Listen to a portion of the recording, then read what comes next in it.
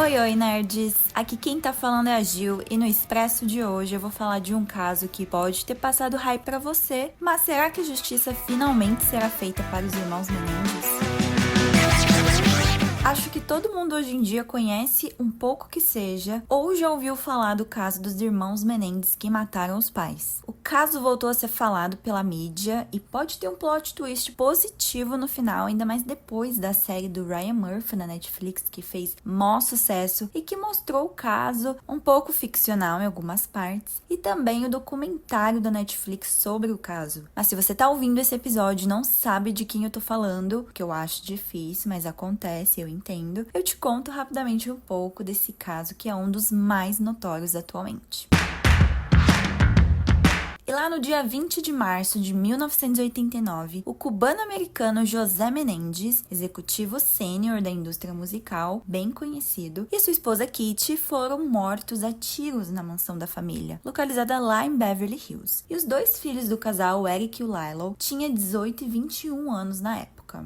E chamaram a polícia no dia seguinte para relatar o ocorrido. E os dois disseram que encontraram os pais mortos quando chegaram em casa e que foi a máfia que matou eles. No início, a polícia acreditou, seguiu o rastro de grupos mafiosos, começou a investigar pessoas próximas aos Menendez como possíveis autores do homicídio. Só que os filhos do casal logo entraram no radar da polícia. Por quê? Isso é mostrado na série do Ryan Murphy. Eles passaram a ter uma vida luxuosa depois da morte dos pais, começaram a comprar apartamento, carros esportivos, relógios de luxo, começaram a dar festas. Então, por isso que a polícia começou a suspeitar deles. E também porque o Eric Menendez cometeu um erro que foi decisivo no desfecho do caso. Ele confessou para o seu psicólogo, o Oziel, que ele e o irmão tinham matado os pais. Então, o caso teve mais de um julgamento, porque na primeira tentativa, os jurados eles não conseguiam chegar a uma decisão unânime. E tudo foi transmitido ao vivo na TV, gente. Sim, o caso na época foi tão assim, famoso pela mídia, né? A mídia mostrava todos os detalhes que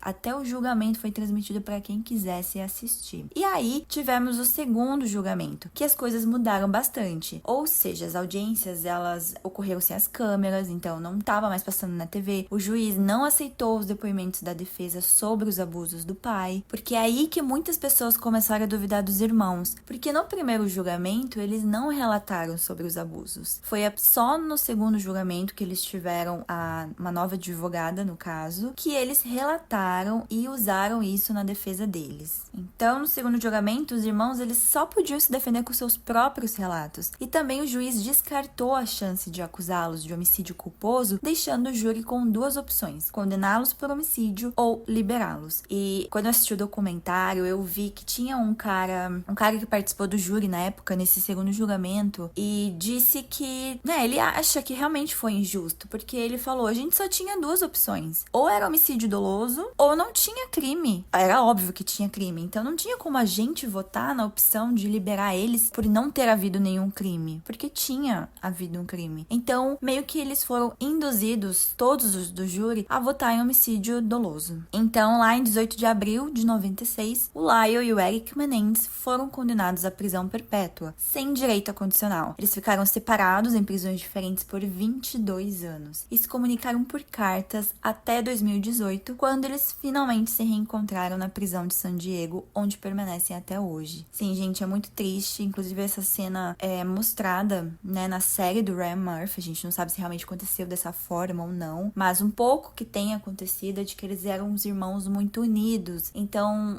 ter separado eles foi uma coisa mais injusta, Já tinha sido injusto todo o julgamento, e daí, pelo menos deixasse os irmãos, juntos na mesma prisão, mas não. Até isso eles quiseram separar. E como eu falei, a série Monstros, do Ryan Murphy, que é uma série antológica, A primeira ele retratou sobre o Dahmer, um serial killer, e agora na segunda sobre esse caso dos irmãos Menendez. Fez muito sucesso, gente, muito mesmo. E aí, logo em seguida, saiu o documentário da Netflix, que trouxe algumas respostas pra gente. Tanto que, em uma das sequências mais impactantes da produção, é um documentário bem pesado, porque é um caso delicado, É um caso muito pesado. Os irmãos irmãos, né, o Lyle e o Eric, eles detalham os abusos cometidos pelo pai deles, o José Menendez. E segundo Lyle, ele foi abusado pelo pai dos 6 a 8 anos. Só que com o Eric, a situação foi bem mais longa. Foi dos 6 aos 18 anos, quando então os irmãos decidiram resolver a situação. Na época, o Eric estava pensando em tirar a própria vida. Tamanha dor que sentia pelos abusos que ele sofria do pai. Como eu falei, gente, se você tá ouvindo até aqui, você não conhece o caso, se você conhece, sabe que é um tema muito delicado, é um pouco pesado, então não vou aprofundar o que aconteceu, vou falar de uma forma bem rasa, mas na época o Eric, ele tava pensando em tirar a própria vida, porque, né, tudo que ele passou, todo o abuso que ele sofreu do pai, e ele chegou a acreditar que se ele fosse pra faculdade as coisas iriam melhorar, porque até então ele morava com os pais. Só que o José, ele insistiu para que ele não saísse de Beverly Hills e obrigou ele a estudar numa universidade local e morar na casa. Então aí teve uma discussão entre eles que acabou, os irmãos acabaram descobrindo que a mãe, a Kitty Menendez, ela sempre soube dos abusos e ela nunca fez nada. Isso mostra na série.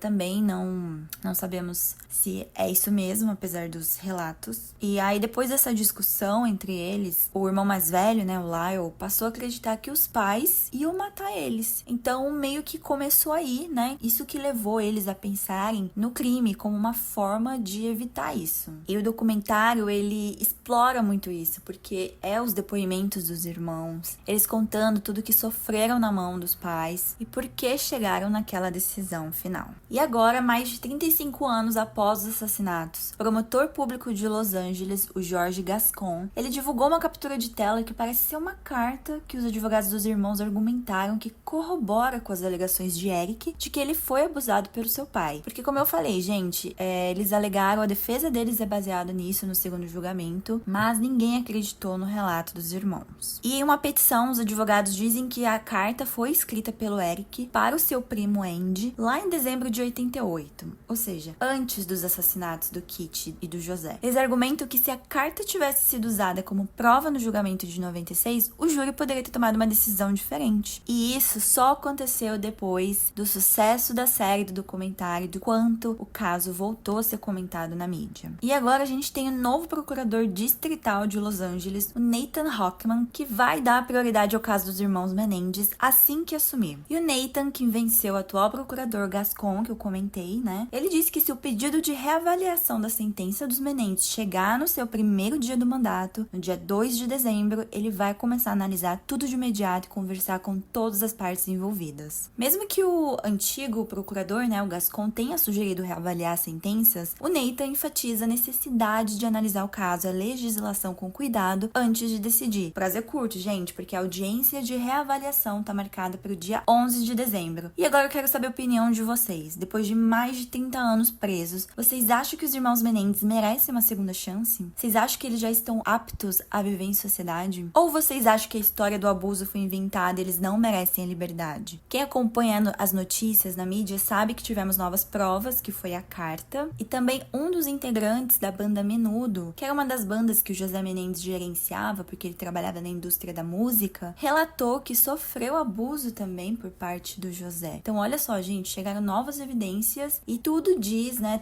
tivemos até famosos, inclusive Kim Kardashian, falando que sim, eles merecem ser soltos, merece ter uma justiça nesse caso que não houve, né, foi muito injusto o julgamento, e que eles merecem sim uma segunda chance e serem libertados. Só nos resta aguardar a revisão da sentença para saber o destino dos irmãos. Mas fica aqui minha indicação da série Monstros, da Netflix, do Ryan Murphy, e do documentário também da Netflix. Lembrando que em 2017 tivemos Law & Order True Crime, The Menendez Murders. Não cheguei a assistir, tô bem curiosa, mas todos falam que é bem melhor que a série do Ryan Murphy. Será mesmo? Eu espero que vocês tenham me ouvido aqui até o final e já sabem, né? Até o próximo Expresso.